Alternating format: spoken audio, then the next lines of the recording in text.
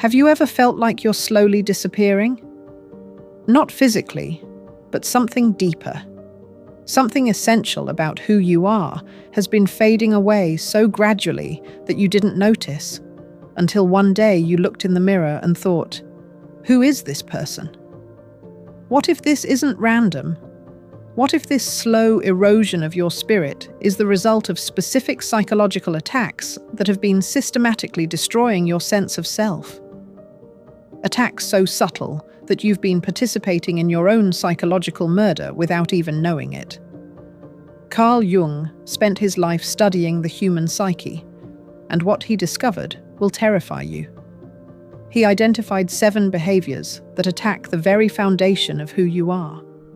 They target what Jung called the self, the core of your identity. These aren't dramatic, obvious assaults.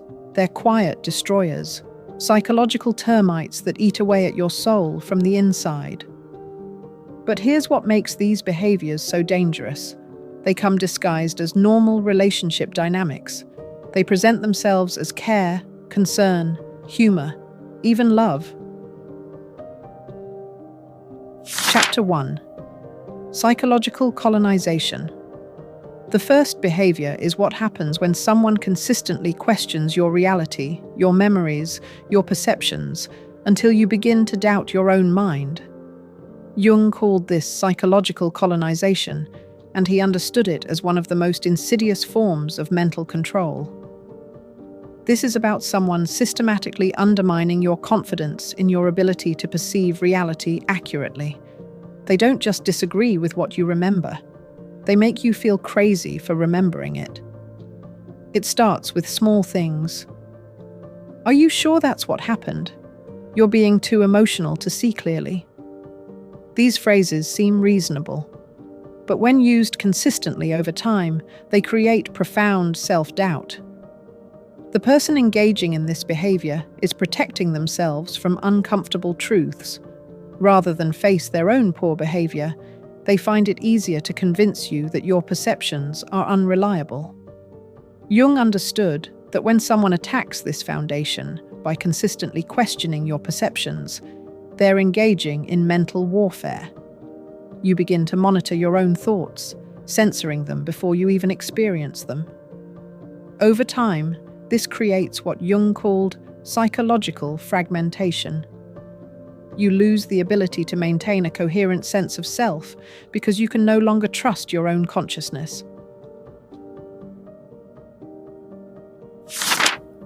Chapter 2. Public humiliation.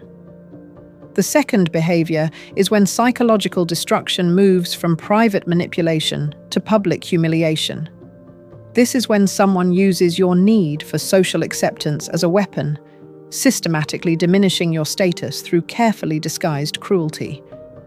This manifests as consistent mockery presented as humor, teasing that targets your vulnerabilities, or jokes that leave you feeling smaller while everyone laughs. The trap is perfect.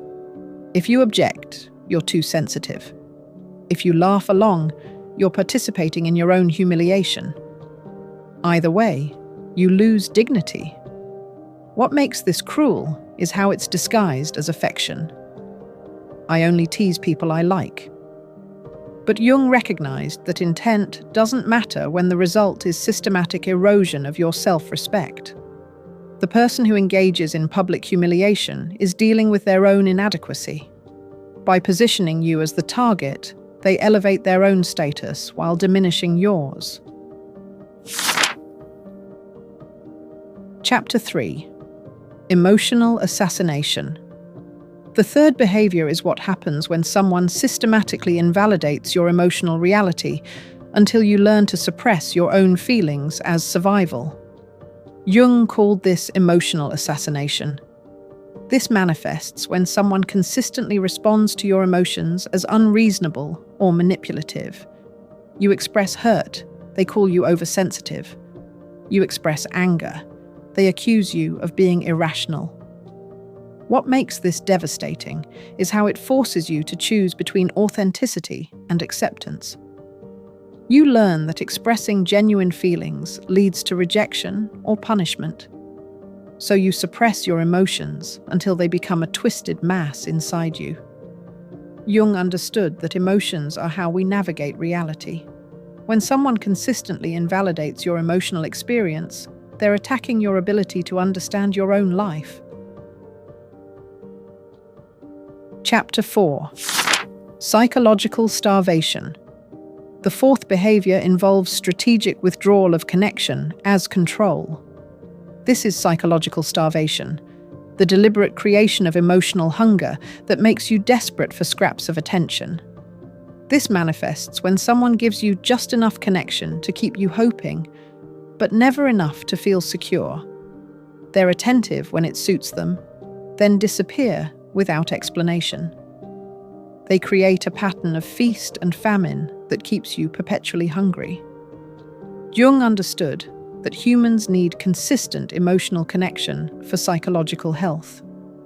When someone weaponizes this need by making connection unpredictable, they create psychological dependency. You become so grateful for moments of warmth that you stop noticing how cold it is the rest of the time. Chapter 5. Weaponized self-sacrifice. The fifth behavior is particularly insidious because it disguises control as care. This is what happens when someone consistently positions themselves as a martyr whose sacrifices obligate you to surrender your own needs. Jung called this weaponized self-sacrifice. This manifests when someone does things you never asked for, then uses these supposed sacrifices as leverage to control your choices. They work long hours, then use their exhaustion as justification for why you shouldn't burden them with your needs. The trap is perfect. If you accept their help, you're indebted. If you refuse, you're ungrateful. Jung understood that genuine care enhances freedom, while weaponized self-sacrifice creates obligation. The person who weaponizes their sacrifices is uncomfortable with vulnerability and mutual interdependence. By positioning themselves as the giver and you as the perpetual debtor, they avoid the equality of genuine partnership. Chapter 6. Objectification. The sixth behavior is what happens when someone consistently treats you as a collection of functions rather than as a complete person. Jung called this objectification. This manifests when someone relates to you primarily in terms of what you do for them, rather than who you are. You're not a partner with your own inner life. You're a role, a function, a means to their ends. They're interested in your thoughts only when they need your opinion on something affecting them. They're attentive to your feelings only when those feelings might interfere with their plans. Jung understood that being consistently objectified creates self-alienation, where you begin to lose touch with your own inner life because it's been dismissed for so long. You start to see yourself primarily through the lens of your usefulness to others. Chapter 7. Induced psychological death. The seventh and final behavior is the most devastating because it represents complete victory of external control over internal integrity. This is what happens when someone has been so systematically broken down that they learn to accept mistreatment as normal, even deserved. Jung called this induced psychological death.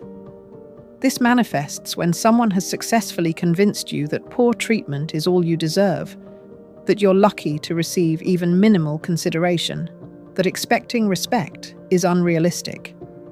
It's the final stage where you become complicit in your own devaluation. By the time this has taken hold, you no longer resist mistreatment because you've been convinced that resistance is futile. Jung understood that this doesn't develop overnight. It's the culmination of all previous behaviors working together. When they've done their work, you learn to accept what no self-respecting person should accept.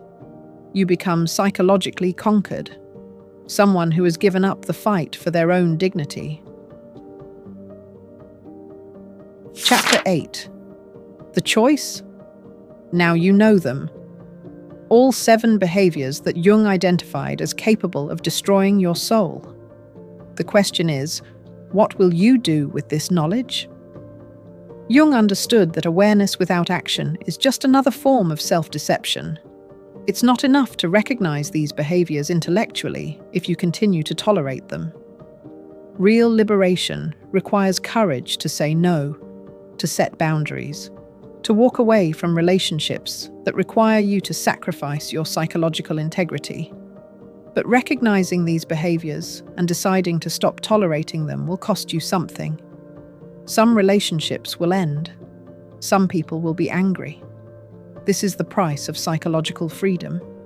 Most people, even after understanding this, will go back to their old patterns.